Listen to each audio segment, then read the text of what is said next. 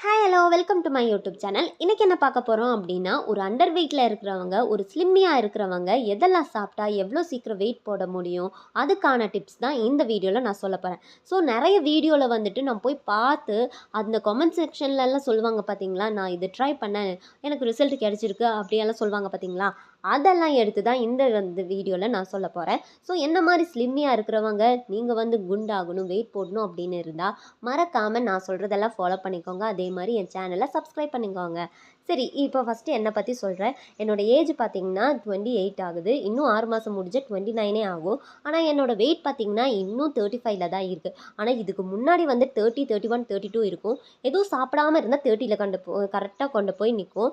ஆனால் அதுக்கு கீழேயும் போகாது, மேலேயும் போகாது, இந்த அளவுக்கு தான் இருக்கும். ஸோ வந்துட்டு இப்போ எனக்கு கல்யாணம் ஆக வேற போகுது. அதனால எப்படியாவது ஒரு 35ல் இருக்கிறது ஒரு 45ஆவது வரணும் அப்படின்னு தான் நினச்சிட்டு நான் ஒரு சேலஞ்சாக போடலாம், இதெல்லாம் ட்ரை பண்ணலாம் அப்படின்னு சொல்லிட்டு, என்ன மாதிரி இருக்கிறவங்க நீங்களும் ட்ரை பண்ணுங்க அப்படின்னு சொல்லலாம் அப்படின்னு தான் இந்த வீடியோ மேக் பண்ணியிருக்கேன்.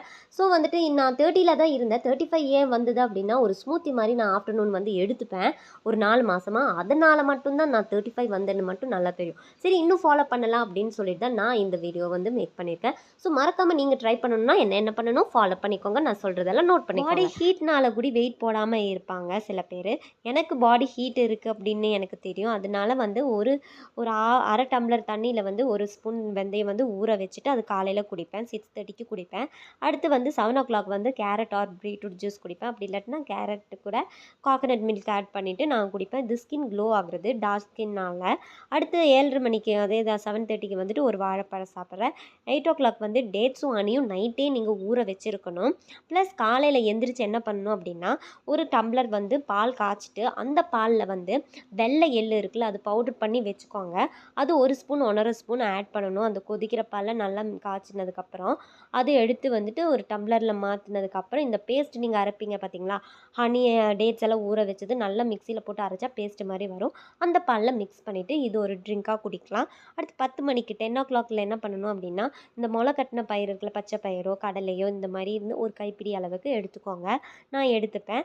அடுத்து 11 o'clock வந்து ஓல்ட் ரைஸ் வித் கேர்டு தான். அது வேறு ஒன்றும் இல்லை, பழைய சாதத்தில் கொஞ்சம் இந்த வெங்காயமோ இது தயிரெல்லாம் பிழிஞ்சு நல்லா சாப்பிட்டுக்கலாம். அடுத்து 12 மணிக்கு ஸ்மூத்தி மாதிரி பனானா ட்ரை ஃப்ரூட்ஸ் எல்லாம் போட்டுட்டு கொஞ்சம் ஜாங்கிரி போட்டுட்டு நல்லா மிக்ஸ் பண்ணிவிட்டு நல்லா குடிக்கிறது. அடுத்து 1:30க்கு வந்துட்டு கீ ரைஸு.